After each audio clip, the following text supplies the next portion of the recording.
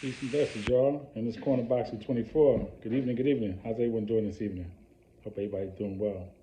I'm doing pretty good on this side as always. God is great, God is good, and I can't complain. So I want to get right into it, y'all. Okay?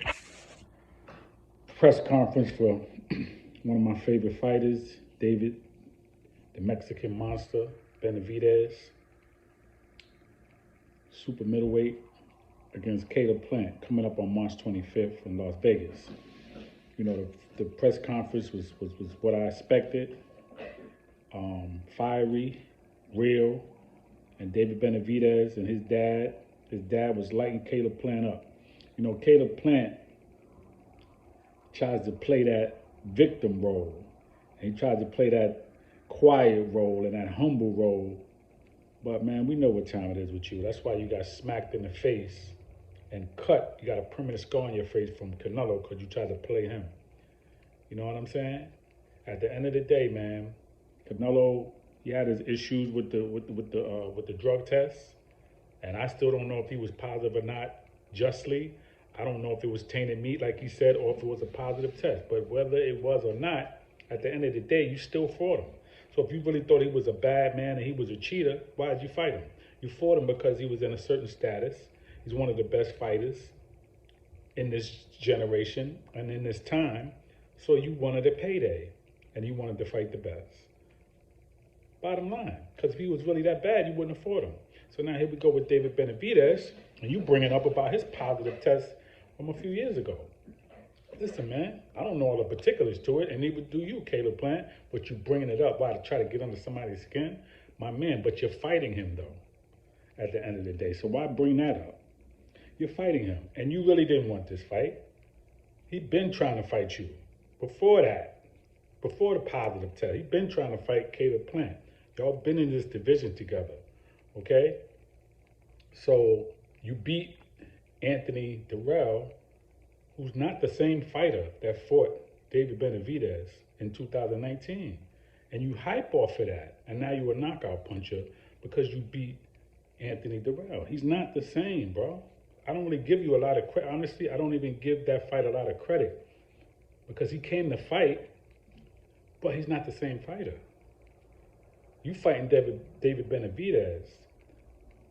As Brian Custer said at the press conference, he was given a name, the Mexican monster, by none other than Iron Mike Tyson, who was one of the best boxers, fighters, all time, youngest heavyweight champion in the history of boxing. Jab, counters, combinations, body, head, uppercut. One of the best fighters we will ever see in boxing, ever. Mighty Mike Tyson, Iron Mike Tyson. He gave him that name. Why? Because he realized, man, nobody want to fight this dude. They running. And he had him on his Hot Boxing podcast. And he was talking to him about that.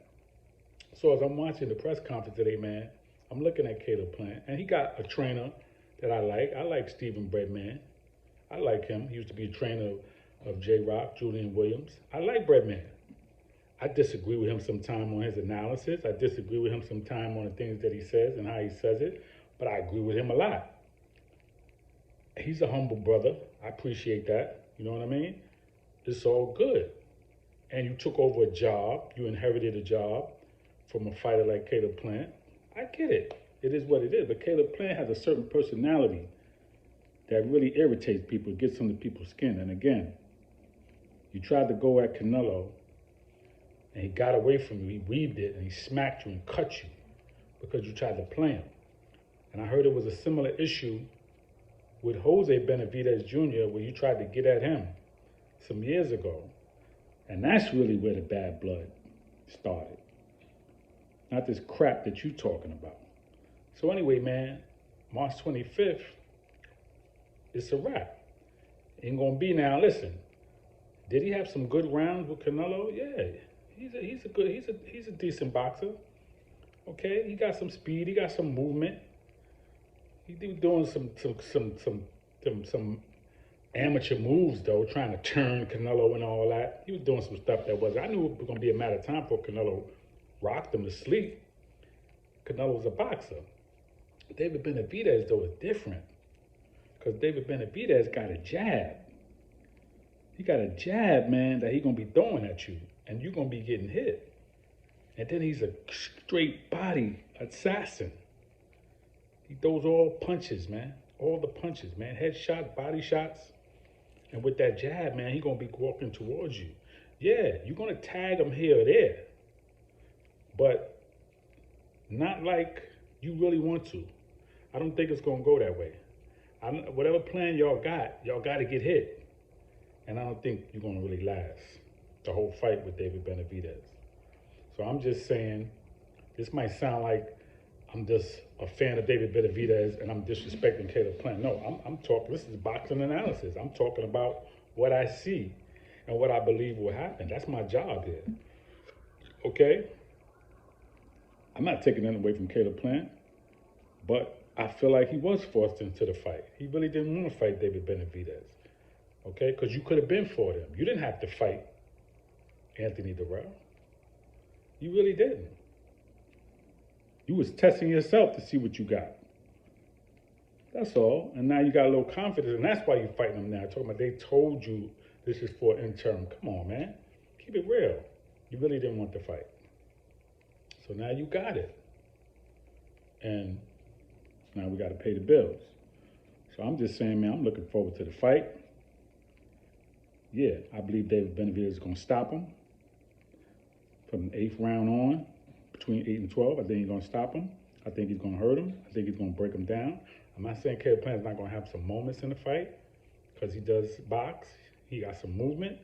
But I think at a certain point, when he starts getting hit with that jab consistently and them body shots, he's going to start withering. He's going to start breaking down.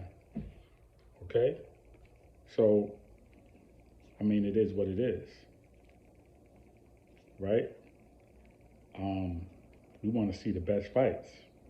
Yeah, you want to fight Charlo, you want to fight this one, you want to fight that one now. You know what I mean? But you wasn't trying to fight these people before, man. You were trying to go for Canelo, man, because you wanted that payday. You wanted that to be in that pay-per-view realm. And it's not, and I can't knock you for that. But don't act like you've been trying to fight the best fights.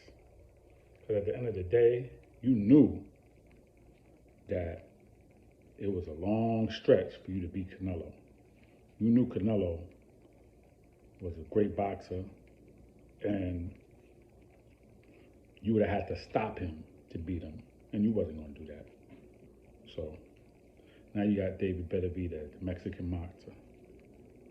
Okay, and March 25th, man, we're gonna see. I cannot wait. It's one of the best fights of the year. This year, one of the best fights in this division, and I really can't wait. So that's all I really got right now, y'all. Peace and blessings. And it's Corner Boxing 24. Please subscribe to the page. Please leave a comment. Let me know how you feel. Everybody be safe. Enjoy the rest of your evening. Peace.